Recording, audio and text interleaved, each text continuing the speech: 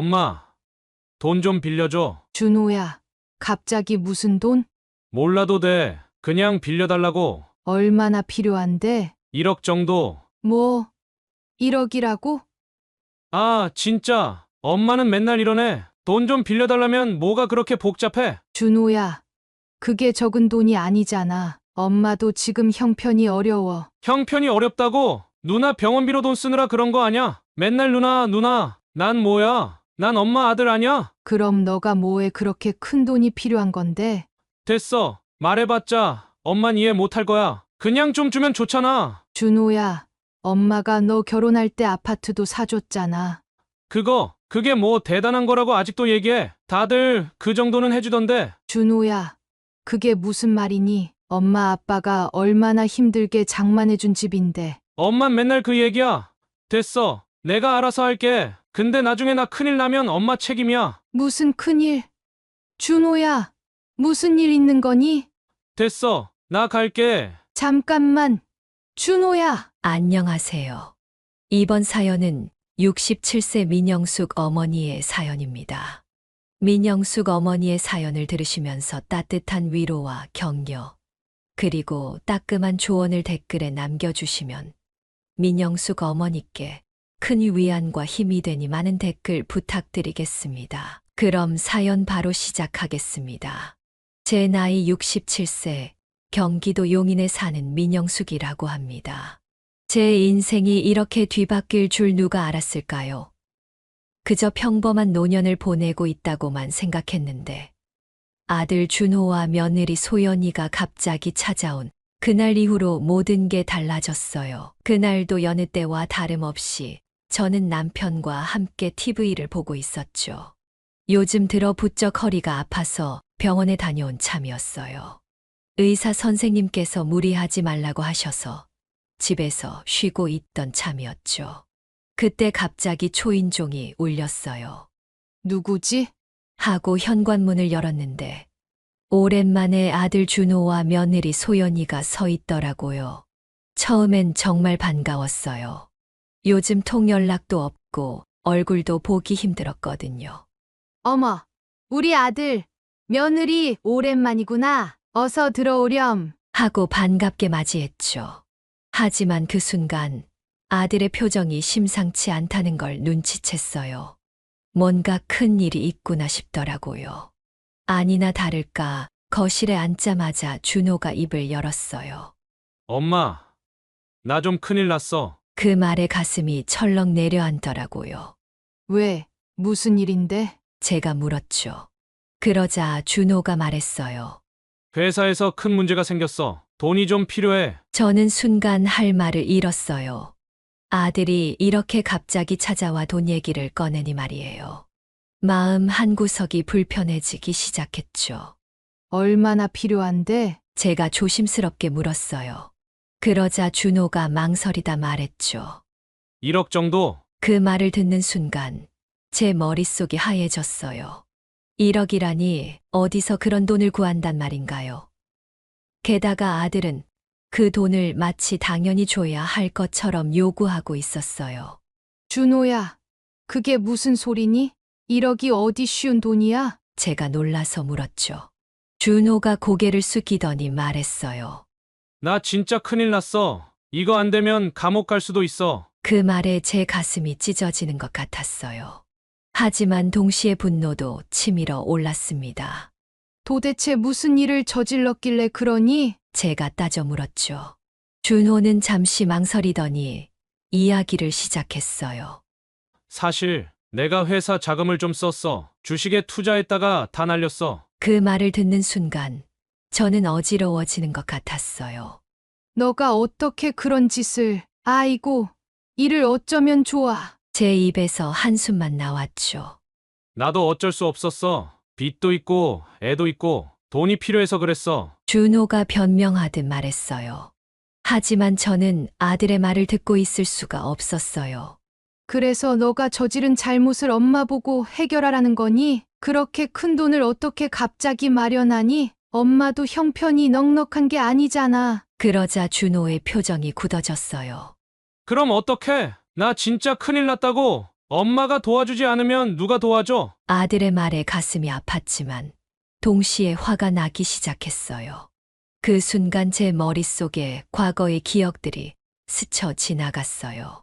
제가 시집 왔을 때 시어머니께서 저를 얼마나 홀대하셨는지, 딸 지은이를 낳았을 때 얼마나 서운하게 대하셨는지, 그리고 준호를 낳고 나서야 겨우 인정받았던 그 순간들.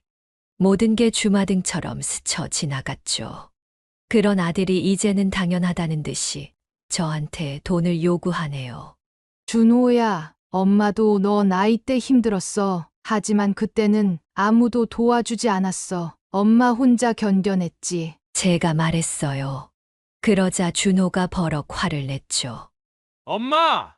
지금 그 얘기가 왜 나와? 나 지금 당장 큰일 났다고! 그 순간 저는 깨달았어요.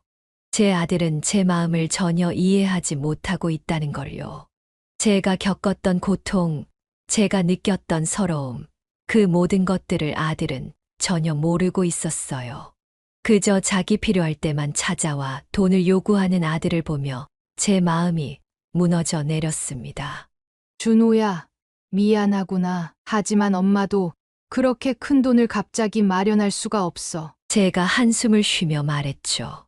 그러자 준호가 벌떡 일어나 말했어요. 알았어! 엄마가 그렇게 나오면 할 수 없지! 나 이제 감옥 가겠네! 엄마 아들 감옥 가는 거 보고 싶어! 그 말에 제 가슴이 찢어지는 것 같았어요. 하지만 동시에 분노도 치밀어 올랐습니다. 이렇게 자기 잘못은 생각하지 않고 부모에게만 책임을 전가하는 아들을 보니 말이에요. 그때 옆에 있던 남편이 한마디 했죠. 준호야, 그렇게 말하면 안 되지. 너 잘못을 인정하고 해결 방법을 찾아보는 게 먼저야. 남편의 말에 준호는 더욱 화를 냈어요.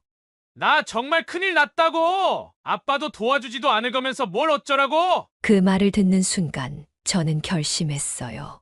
이제는 더 이상 이런 식으로 살 수 없다고 말이죠. 준호야, 이제 그만 가렴. 엄마도 더 이상 너희를 도와줄 수 없어. 제가 단호하게 말했습니다. 그렇게 아들과 며느리는 분노에 찬 표정으로 집을 나갔어요. 아들과 며느리가 떠난 후 저는 한동안 멍하니 앉아 있었죠. 제 인생이 어쩌다 이렇게 됐는지, 제 아들이 어쩌다 이렇게 변했는지 생각하니 눈물이 왈칵 쏟아졌어요. 남편이 제 어깨를 토닥이며 말했죠. 여보, 힘들겠지만 우리가 잘한 거야. 이제부터 우리 삶을 생각해야 해. 남편의 말에 고개를 끄덕이면서도 제 마음 한구석에는 여전히 아들에 대한 걱정이 가시지 않았어요. 그날 밤 잠을 이루지 못하고 뒤척이다 결국 일어나 옛날 앨범을 꺼내 보았어요. 준호가 어렸을 때 찍은 사진들을 보며 눈물이 흘렀죠. 그때는 그렇게 순수하고 착했던 아이가 언제부터 이렇게 변해버린 걸까? 혹시 내가 잘못 키운 걸까? 하는 생각에 가슴이 아팠어요.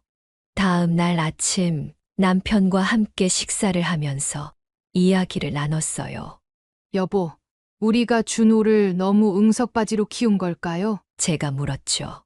남편은 잠시 생각하더니 대답했어요. 아니야, 우리는 최선을 다했어. 다만 준호가 스스로 책임지는 법을 배우지 못한 거야. 남편의 말에 고개를 끄덕이면서도 마음 한구석이 아팠어요. 그래도 제 아들인데. 하지만 이제는 정말 단호해져야 할 때라는 걸 알았죠.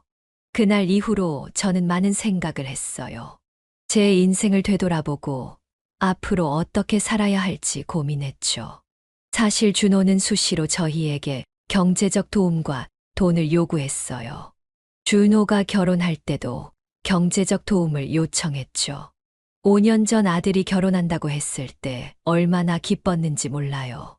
하지만 그 기쁨도 잠시 준호가 불쑥 신혼집 얘기를 꺼내더라고요. 엄마, 나 솔직히 말해도 돼? 우리 신혼집 좀 마련해줘. 다들 부모님이 해주시던데. 준호가 그렇게 말하는데 깜짝 놀랐어요. 우리 형편에 무슨 집을 사준다는 건지. 준호야, 갑자기 그게 무슨 소리니? 엄마, 아빠가 어디 그럴 만한 형편이 되니? 제가 그렇게 말하자 준호가 울상을 지었어요.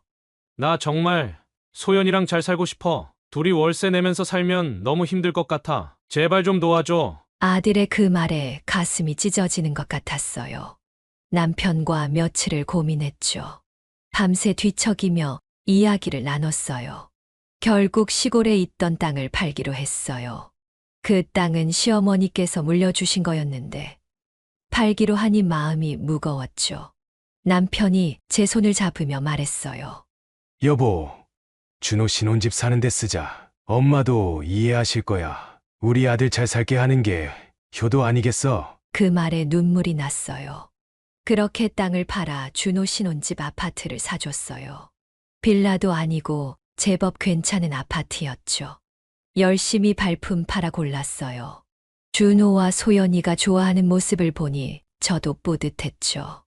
엄마, 아빠 고마워. 진짜 잘 살게. 열심히 살아서 꼭 은혜 갚을게. 준호가 그렇게 말하던 날, 제 마음이 얼마나 벅찼는지 몰라요. 소연이도 눈물을 글썽이며 고마워했죠. 그런데 그 후로 준호와 소연이의 요구사항이 점점 늘어나더라고요. 처음엔 가전제품이었어요. 우리 냉장고가 너무 작아. 좀 큰 걸로 바꿔주면 안 돼? 그 다음엔 세탁기, 그 다음엔 TV. 하나둘 사주다 보니 점점 더 큰 걸 요구하더라고요. 가구도 바꿔달라고 하고, 처음엔 들어주다 보니 점점 더 심해졌어요. 엄마, 이번엔 진짜 마지막이야.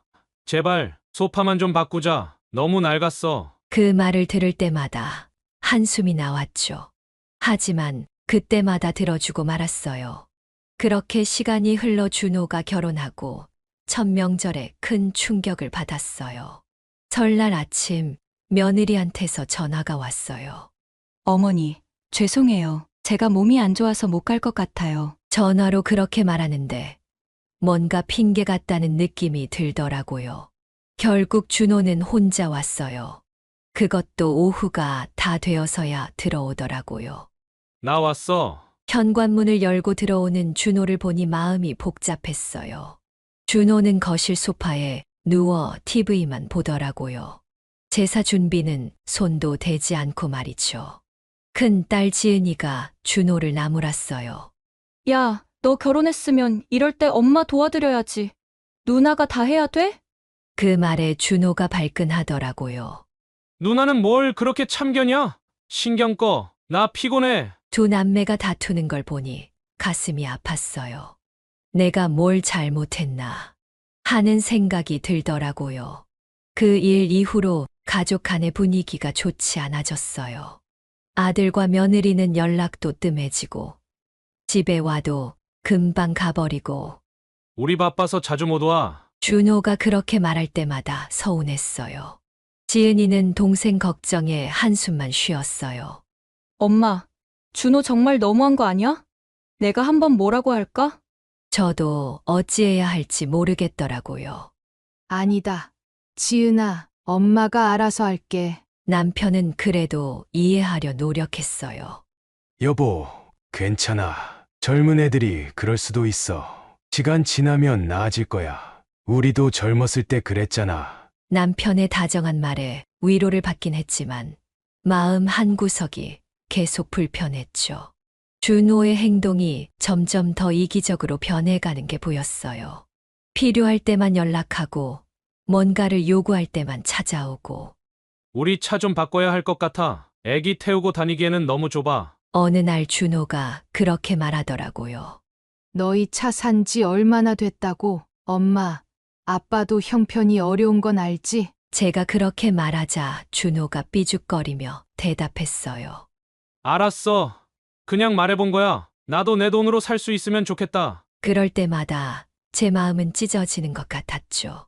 준호를 너무 응석바지로 키운 걸까 하는 후회도 들어요.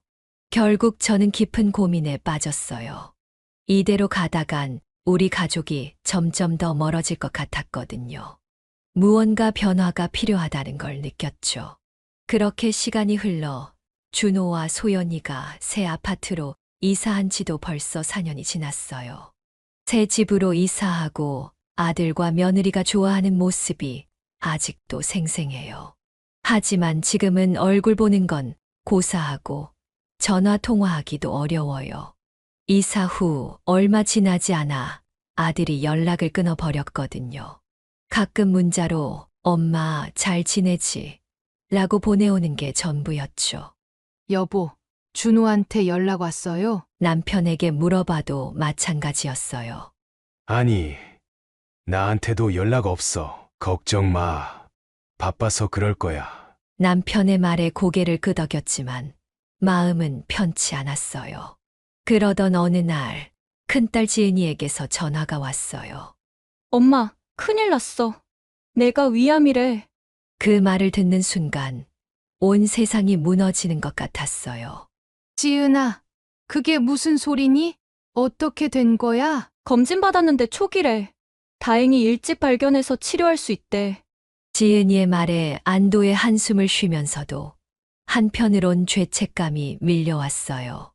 늘 착하고 건강하다고만 생각했던 우리 딸이 위암이라니요. 준호 일에 정신이 팔려 지은이를 제대로 챙기지 못한 것 같아 가슴이 아팠어요. 지은아, 엄마가 늘 옆에 있을게. 걱정 마. 우리 꼭 이겨낼 거야. 나 잘 이겨낼 수 있을 거야. 너무 걱정하지 마. 지은이의 씩씩한 목소리에 오히려 제가 위로를 받았어요. 지은이의 치료를 시작하면서 저는 온 정성을 다해 딸을 돌봤어요. 항암 치료를 받는 지은이 곁을 한시도 떠나지 않았죠. 그러다 문득 준호 생각이 났어요. 누나가 이렇게 아픈데 연락 한 번 없고 괘씸한 놈. 그러던 어느 날 갑자기 준호에게서 전화가 왔어요. 엄마, 오늘 잠깐 볼 수 있어? 할 얘기가 있어서. 오랜만에 듣는 아들 목소리에 반갑기도 하고 서운하기도 했어요.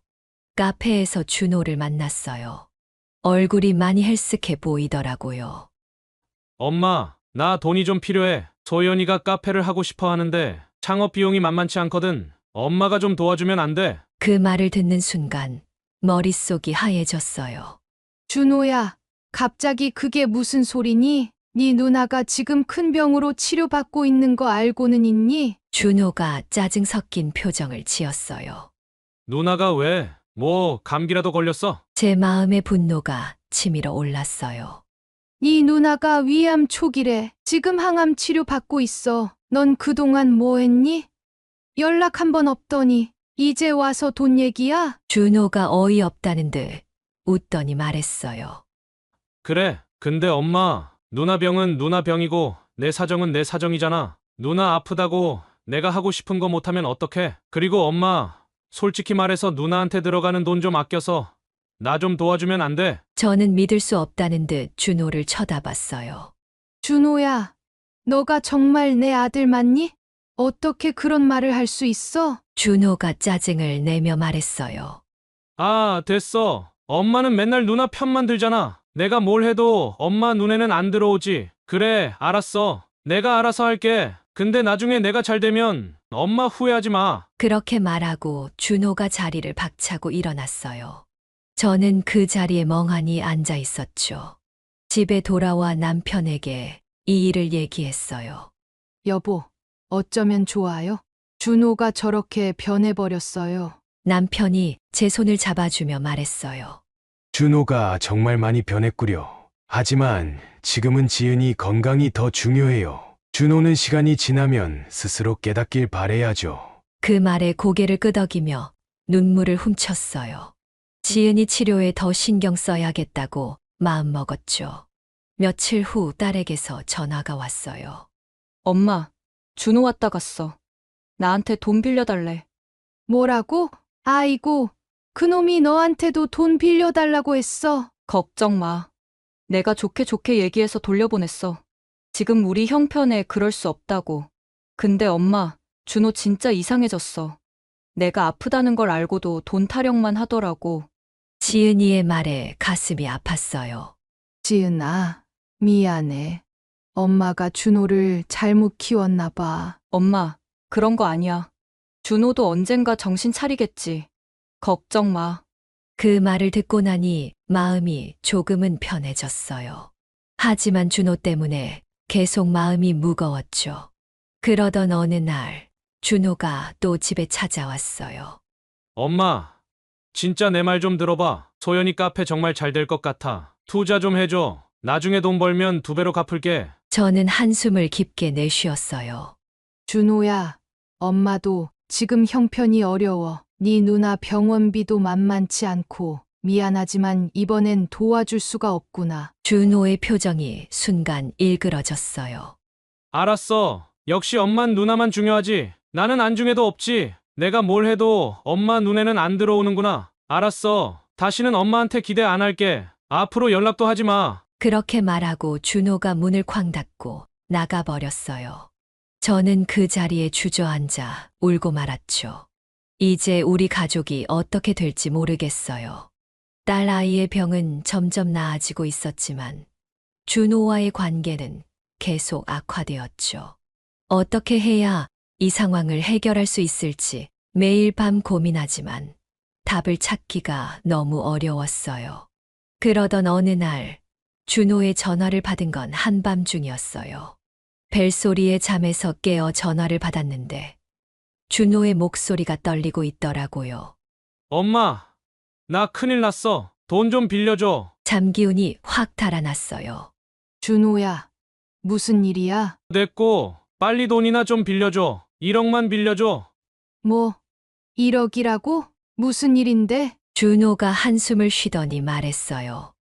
사실 소연이 카페 창업 비용 마련하려고 사채 썼어. 근데 그걸로 도박했다가 다 날렸어. 순간 머리가 어지러웠어요. 도박이라니. 준호야, 네가 무슨 짓을 한 거야? 몰라. 어쨌든 돈 좀 빌려줘. 안 그러면 사채업자들이 우리 집에 올 거야. 저는 할 말을 잃었어요. 어떻게 이런 일이. 남편을 깨워 상황을 설명했죠. 남편도 놀라긴 마찬가지였어요. 여보, 어떡하죠? 우리가 도와줘야 하나요? 남편이 고개를 저었어요. 아니, 이번엔 안 돼요. 준호가 스스로 해결하게 둡시다. 다음 날 준호가 집으로 찾아왔어요. 얼굴이 헬쓱해 보이더라고요. 엄마, 제발 돈 좀 빌려줘. 진짜 급해. 준호야, 엄마도 그런 큰 돈이 없어. 누나 병원비도 감당하기 힘들어. 준호가 갑자기 소리를 질렀어요. 누나, 맨날 누나야. 난 어쩌라고? 내가 죽어야 돼. 그 말에 화가 났어요. 준호야, 무슨 말을 하는 거야? 누나가 얼마나 아픈데? 준호가 비웃듯이 말했어요.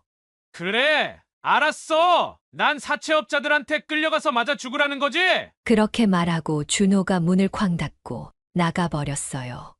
며칠 후 갑자기 딸에게서 전화가 왔어요. 엄마, 준호가 나한테 또 왔다 갔어. 또 돈 달라고.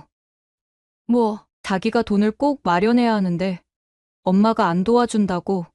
그러면서 엄마가 준 병원비 좀 달라고 소리치더라고. 순간 숨이 멎는 것 같았어요. 그래서 뭐라고 했어? 당연히 안 된다고 했지. 그랬더니 화내면서 나가버렸어. 지은이의 말에 가슴이 아팠어요. 어떻게 이 지경까지 왔을까?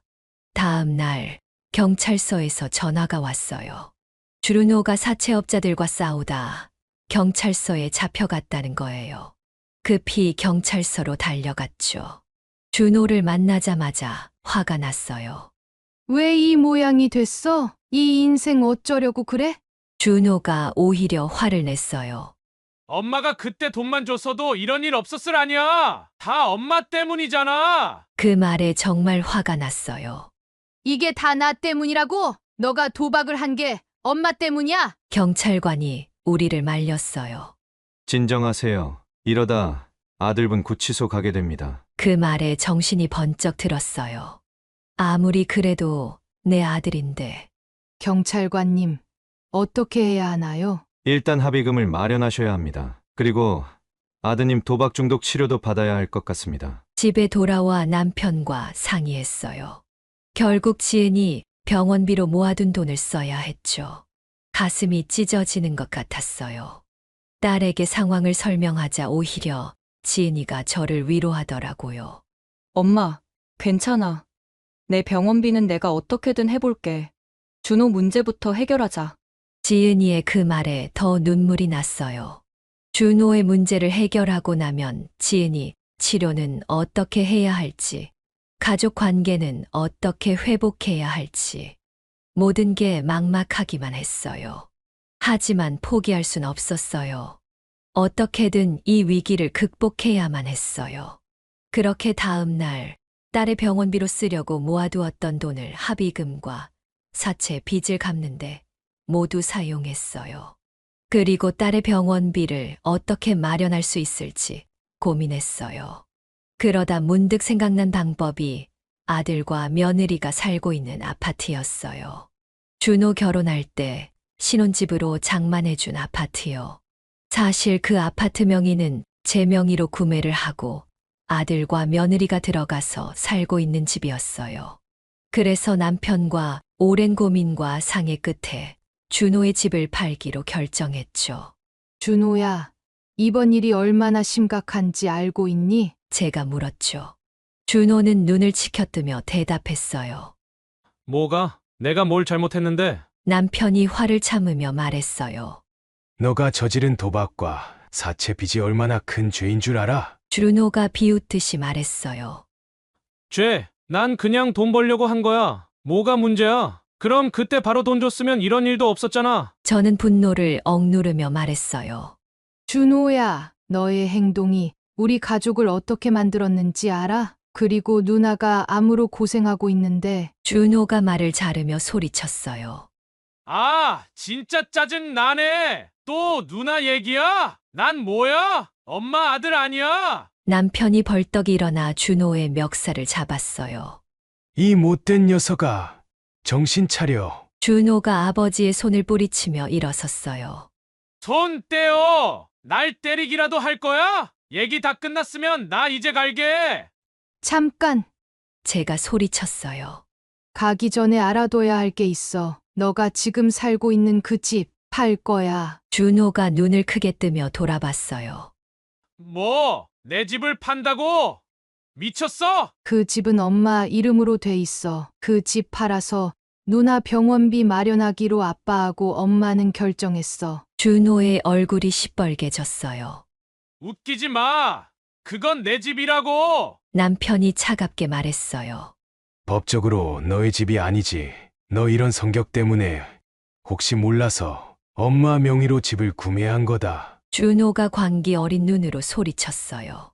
그럼 나하고 소연이는 길바닥에 나 앉아 죽으라고? 너가 저지른 일의 결과야. 이제는 너가 알아서 해결해. 제가 단호하게 말했어요. 준호가 갑자기 웃기 시작했어요. 그래, 알았어. 정말 웃기네. 내 집 팔아서 누나 살리겠다 이거지? 그래, 팔아봐. 근데 그 집에 뭐가 남아있을진 모르겠네. 그 말을 남기고 준호가 집을 뛰쳐나갔어요. 불길한 예감에 우리는 즉시 준호의 집으로 향했죠. 문을 열자마자 우리는 충격에 빠졌어요. 집 안은 완전히 박살난 상태였어요. 가구는 모두 부서져 있고 벽에는 개 같은 인생, 다 죽어 같은 끔찍한 낙서들이 가득했죠.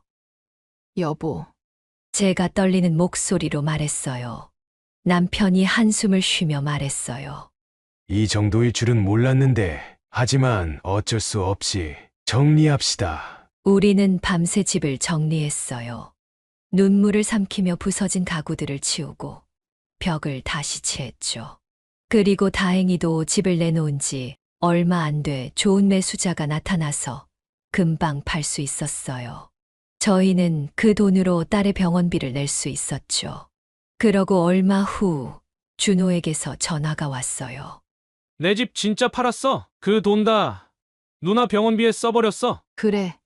누나 병원비로 썼다.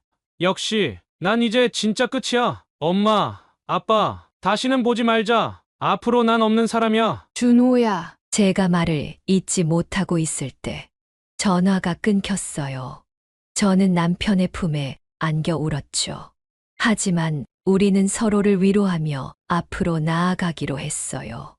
이제 우리에겐 지은이의 완쾌를 바라는 것밖에 남지 않았어요. 그렇게 준호와의 관계는 완전히 끊어졌지만 그 아이의 인생이 언젠가 올바른 길로 돌아오기를 마음속으로 기도하는 것 뿐이었죠. 준호의 신혼집을 판 지 6개월이 지났어요. 그동안 많은 일들이 있었죠. 지은이의 항암 치료는 계속되고 있었고, 다행히 조금씩 나아지고 있다는 의사 선생님의 말씀에 희망을 갖게 되었어요. 어느 날 병원 복도를 걸어가다 우연히 딸의 주치의를 만났어요. 의사 선생님이 좋은 소식을 전해 주셨죠. 병실로 돌아와 지은이에게 이 기쁜 소식을 전했어요. 지은아, 의사 선생님이 너 상태가 많이 좋아졌대. 지은이가 눈물을 글썽이며 말했어요. 엄마, 나 이제 정말 나을 수 있을 것 같아. 그동안 너무 힘들었는데. 저는 지은이를 꼭 안아주었어요. 그래, 우리 딸, 엄마 아빠가 있잖아. 우리 함께 이겨냈어. 그날 밤 남편과 함께 앉아 이야기를 나눴어요. 여보, 지은이가 많이 좋아졌대요. 이제 정말 희망이 보이는 것 같아요. 남편이 따뜻하게 미소 지으며 말했어요. 그래, 우리 모두 잘 버텼어. 지은이도 참 대단하고 말이야. 문득 준호 생각이 났어요. 여보, 준호한텐 이 소식을 알려야 할까요? 남편이 한숨을 쉬었어요. 글쎄, 준호하고 그 뒤로 연락도 안 되고 어떻게 지내는지도 모르는데. 저도 고개를 끄덕였어요. 그러게요. 준호가 정신 차리고 언젠가 돌아오길 바래야죠. 지금은 우리 딸 완치에 집중해요. 다음 날 지은이의 병실에 꽃 배달이 왔어요. 회사 동료들이 보낸 거였죠. 엄마, 이것 봐. 회사 사람들이 꽃을 보내줬어. 다들 날 기다리고 있나 봐. 지은이의 얼굴에 환한 미소가 번졌어요. 그 모습을 보니 제 마음도 따뜻해졌죠. 그래. 우리 딸 빨리 나와서 회사 동료들 그리고 친구들도 만나러 가자. 어느 날 남편이 조심스럽게 말을 꺼냈어요. 여보, 우리 새로 시작해볼까? 지은이도 이제 나아지고 있고. 새로 시작이요? 무슨 뜻이에요? 그동안 우리 너무 힘들었잖아. 이사도 가고 새로운 환경에서 살아보는 거야. 지은이에게도 의견을 물어봤죠. 지은아, 엄마 아빠가 이사 갈까 하는데 어떻게 생각해? 지은이가 잠시 생각하더니 대답했어요. 좋을 것 같아. 우리 모두에게 새로운 시작이 필요한 것 같아. 그렇게 우리는 이사를 결정했어요. 작지만 깨끗한 아파트를 구했고 지은이의 퇴원 날짜에 맞춰 이사 날짜도 정했죠. 드디어 이사 날이 되었어요. 지은이도 퇴원해서 함께 새 집으로 향했죠. 새 집에 들어서는 순간 묘한 감정이 밀려왔어요. 여보, 이제 정말 새로운 시작이네. 남편이 제 어깨를 감싸 안으며 말했어요. 맞아요. 그동안 힘든 일은 잊어버리고 우리 다시 행복하게 살아요. 지은이도 환하게 웃으며 말했어요. 엄마, 아빠, 고마워. 이제 우리 다 같이 힘내자. 새 집에서의 생활이 시작되었어요. 지은이는 재택근무로 일을 시작했고, 저는 집 근처 노인복지관에서 봉사활동을 시작했죠. 남편도 은퇴 후 취미 생활을 즐기기 시작했고요. 시간이 흐르면서 우리 가족은 조금씩 안정을 찾아갔어요.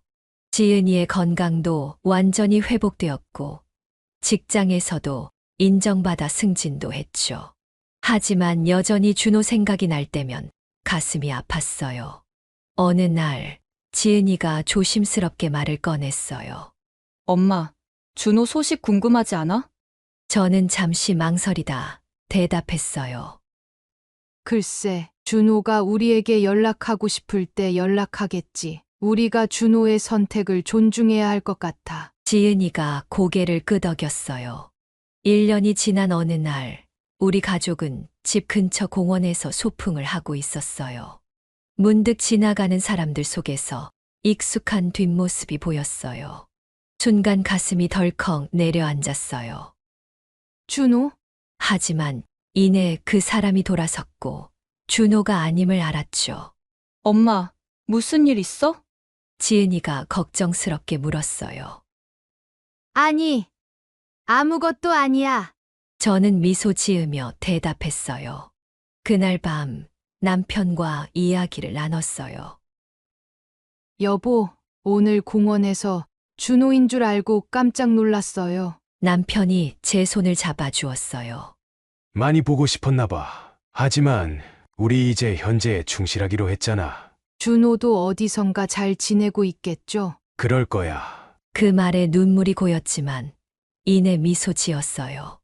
이제 우리 가족은 새로운 삶을 살아가고 있고 준호도 언젠가는 자신의 길을 찾아갈 거라고 믿고 있으니까요.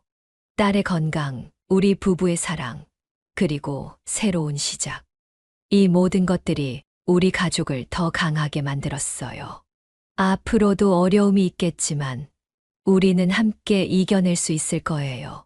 그리고 언젠가 준호가 돌아올 그날을 위해 우리는 계속해서 사랑과 용서의 마음을 간직할 거예요.